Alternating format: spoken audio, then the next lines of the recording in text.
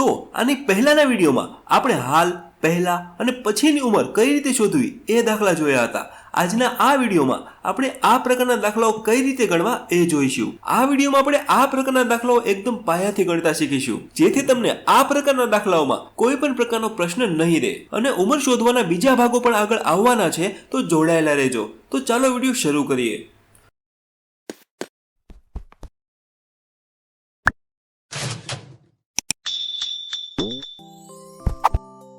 દાખલા શરૂ કરવા પહેલા એક વસ્તુ આપણે સમજી લઈએ. જો આ વસ્તુ તમને આવડી ગઈ તો દાખલા તમને ફટાફટ આવડી જશે. પહેલા એક સમયરેખા છે. સમયરેખામાં અત્યારે જે ચાલે છે એને આપણે હાલ કહીએ છીએ.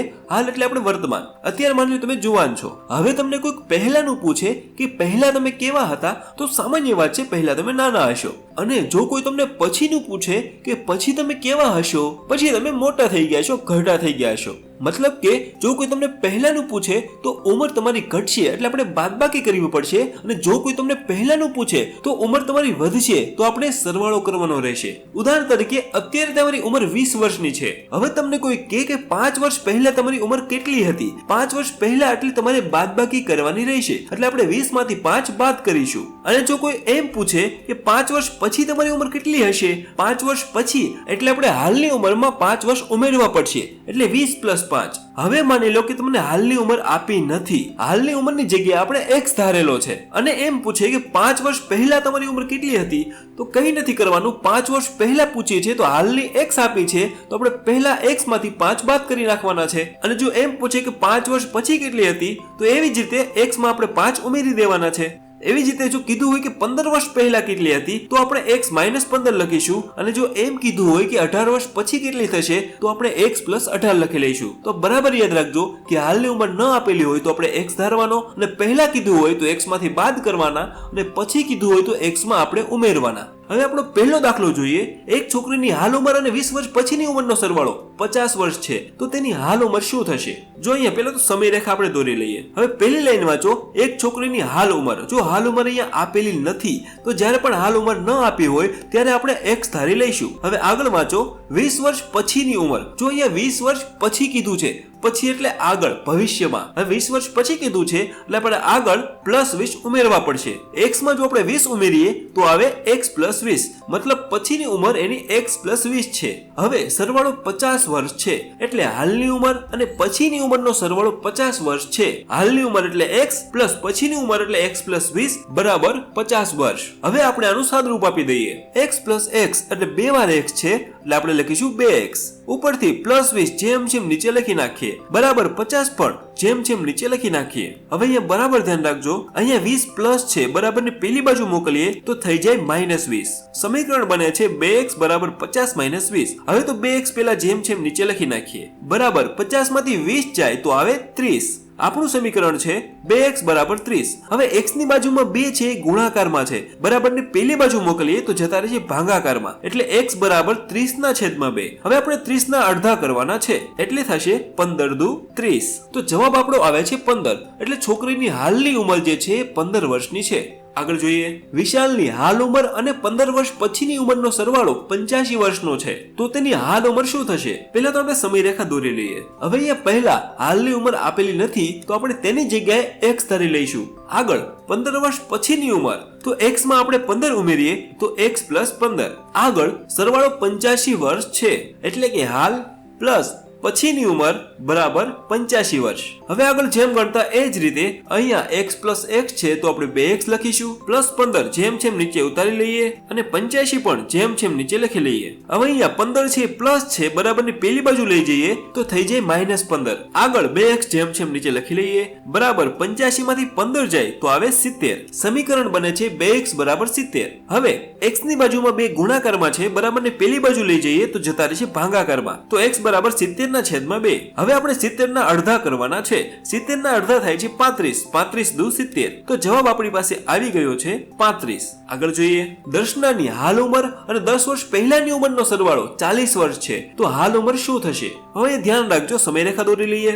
હાલ ઉંમર આપી નથી તો તેની જગ્યાએ આપણે x ધારીશું. અહીંયા જુઓ, હવે 10 વર્ષ પહેલાની ઉંમર આપેલી છે. આપણે આગળના દાખલામાં પછીની ઉંમર આપેલી હતી, અહીં આપણને પહેલાની ઉંમર આપેલી છે, એટલે આપણે પાછળ જવું પડશે, અને આપણે પાછળ જઈએ તો ઉંમર આપણી ઘટે એટલે આપણે લખીશું -10. હવે x માંથી 10 જાય તો આવે x - 10.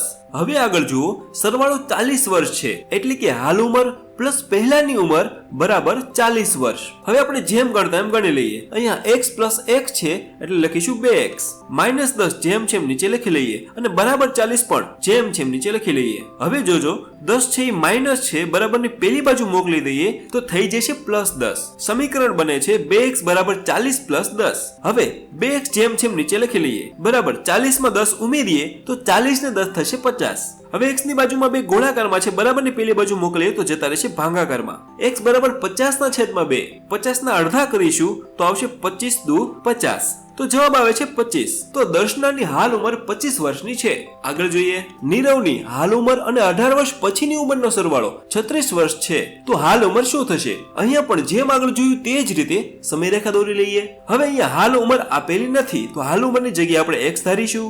18 વર્ષ પહેલાની ઉંમરનો સરવાળો, અહીંયા પહેલા એટલે આપણે પાછળ જવું પડશે, એટલે પહેલા એટલે -18, તો આવશે x - 18. હવે જુઓ, સરવાળો 36 વર્ષ છે, એટલે કે હાલ ઉંમર પ્લસ પહેલાની ઉંમર બરાબર 36 વર્ષ.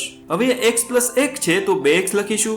-18 જેમ છે એમ લખી લઈએ, બરાબર 36 પણ જેમ છે એમ નીચે લખી લઈએ. અહીંયા -18 ને બરાબરની પેલી બાજુ લઈ જઈએ તો થઈ જાય +18, તો 2x બરાબર 36 + 18. હવે 2x જેમ છે એમ નીચે લખી લઈએ. હવે 36 + 18 તો આવશે 54. 2 છે એ x ની બાજુમાં ગુણાકારમાં છે, બરાબરની પેલી બાજુ લઈ જઈએ તો જતા રહેશે ભાગાકારમાં. હવે આપણે 54 ના અડધા કરવાના છે.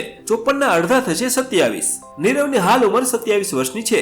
અહીંયા આપણું પહેલું સ્ટેપ પૂરું થાય છે, અને પ્રેક્ટિસ માટેના દાખલાઓ સ્ક્રીન ઉપર દેખાય છે, આ ગણજો ને પ્રેક્ટિસ કરજો.